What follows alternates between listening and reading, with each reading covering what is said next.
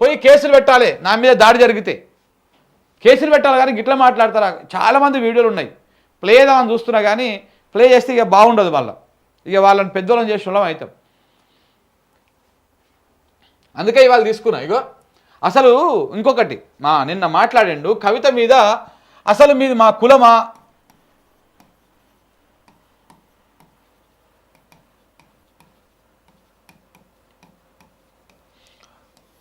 మీది మా కులమా, మా కజ్జం పొత్తుందా, ఏముందా, ఏంటిది అని చెప్పేసి మాట్లాడండి కదా. ఇలా బీసీలకు 42%, బీసీలకు 42% రిజర్వేషన్ ఇస్తా, దానికోసము ఆర్డినెన్స్ తెస్తామని చెప్తా ఉన్నారు కదా. మరి ఈ తెస్తున్నాయన బీసీనా? తెస్తున్నాయన బీసీనా కాదు కదా. ఆయన ఎవరో వచ్చిపోయాగా ఇడికి, రాహుల్ గాంధీ మీకు 42% రిజర్వేషన్ కల్పిస్తా అని చెప్పేసి ఇక్కడికి వచ్చి హామీ ఇచ్చిపోయారు. వాళ్ళు బీసీనా? మరి వాళ్ళకేం హక్కు ఉందని వాళ్ళు మాట్లాడతారు? దేనికి మాట్లాడుతున్నారు? వీళ్ళు రేవంత్ రెడ్డి గారు ఏమన్నా బీసీనా?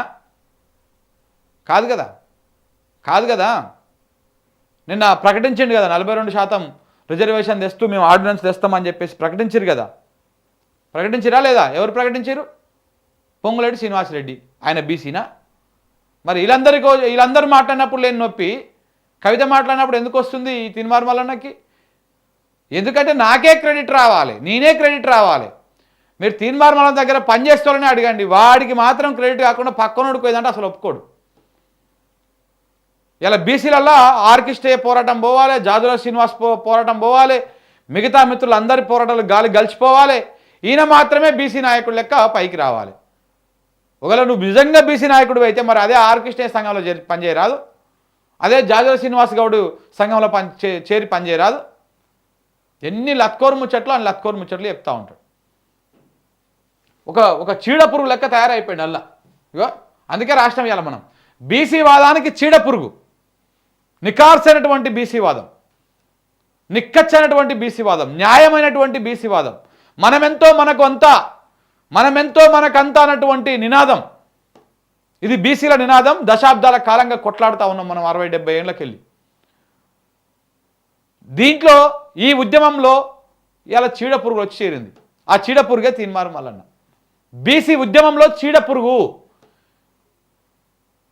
ఈయనొక్కడే ఉద్యమం చేస్తున్నట్టు, ఈయనొక్కడే ఏదో చేస్తున్నట్టు రకరకాల ప్రయత్నాలు, రకరకాల ప్రచారాలు చేసుకుంటా ఉన్నాడు. మన ప్రజలు కూడా ఎందుకు అట్లా అలవాటు పడతా ఉన్నారో నాకు అర్థం కాదు. బైకాట్ చేయండి. ప్రజలు ఒక అబద్ధాన్ని పదే పదే పదే పదే చూసి వింటే మీరు అదే నిజమని నమ్ముతారు. మల్లన్న చెప్పేటువంటి అబద్ధాలను, కాకి లెక్కలను మీరు నమ్మినంత మాత్రాన మీరు అమాయకులుగానే ఉంటారు. కొంత వాస్తవాలు తెలుసుకోండి, క్రాస్ చెక్ చేయండి. నేను చెప్పేదైనా, ఆయన చెప్పేదైనా, ఇంకొక ఆయన చెప్పేదైనా, ఇంకొక ఆయన చెప్పేదైనా ఒక్కసారి క్రాస్ చెక్ చేయండి. చెప్పేది నిజమా వాస్తవమా? ఆయన ఏదో వచ్చి చెప్పంగానే బోర్డు మీద అక్షరాలు రాయంగానే అదే నిజం అయిపోదు. ప్రతి ఒక్కరు మాట్లాడేదాని వెనకాల ఒకసారి ఏదో కథ ఉంటుంది, ఏదో కోణం ఉంటుంది. దయచేసి చెక్ చేయండి. ఇవాళ ఈ సోకాల్డ్ బ్యాచ్ అంతా పోయింది కదా. తెలంగాణ జర్నలిస్టుల మీద దాడి జరిగినప్పుడు ఏ ఒక్కడు మాట్లాడలే, కనీసం మాట్లాడరు కూడా. వీళ్ళందరూ నడిపించేది కూడా వీళ్ళే. ఇవాళ ఈ రేవంత్ రెడ్డి, ఈ కులగజ్జి మీడియానే వీళ్ళకు తొత్తుల లెక్క పనిచేస్తూ ఉన్నారు వీళ్ళు. మీరు చూడండి, ఇవాళ ఈ బ్యాచ్ మొత్తానికి వీళ్ళకి అందరికీ మూటలు అందేది కూడా అక్కడి నుంచే. వాళ్ళు చేసే ప్రాపగండా వాళ్ళు చేస్తారు, వీళ్ళు చేసే ప్రాపగండా వీళ్ళు చేస్తారు. ఈ అందరి మధ్యలో మనలాంటి వాళ్ళు కొంతమంది ఏదో కొన్ని వాస్తవాలు తెలంగాణ కోణంలో చెప్పుకుంటూ వస్తూ ఉంటే అవి పైకి రావడానికి కొంత టైం పడుతుంది. మీరు చూస్తూ ఉండండి, మన ఛానల్ని 400 మంది 500 మంది లైవ్లో చూస్తారు అంతే లాస్ట్ వరకు. కానీ వాళ్ళు వేలకు వేలు చూస్తూ ఉంటారు. అంటే పుషింగ్ చేస్తూ ఉంటారు, ఎక్కువ షేర్లు చేస్తూ ఉంటారు. వాళ్ళ ఒక టీము ఈ రకంగా నడుస్తూ ఉంటుంది అన్నమాట. మనం వాస్తవాలు చెప్పే లోపల అది ప్రచారం అయిపోతూ ఉంటుంది. మనం కూడా కొంత జాగృతం కావాలి. ప్రజలు కూడా ఆలోచన చేయాలి. తెలంగాణ సమాజం ఆలోచన చేయాలి.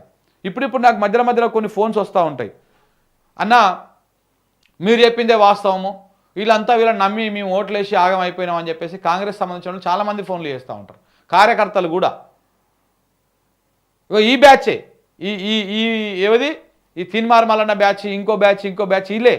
పొద్దుగా లేస్తే కాంగ్రెస్ పార్టీ తోపు, కాంగ్రెస్ పార్టీకే ఓటేయాలి మీరు, ఈ అంతా లంగా దొంగలు అని చెప్పేసి మాట్లాడారు. కానీ చివరికి ఏమైంది? కాంగ్రెస్ పార్టీ గెలిచింది, 2 నెలలు అందరి చేతులు చిప్ప పెట్టింది.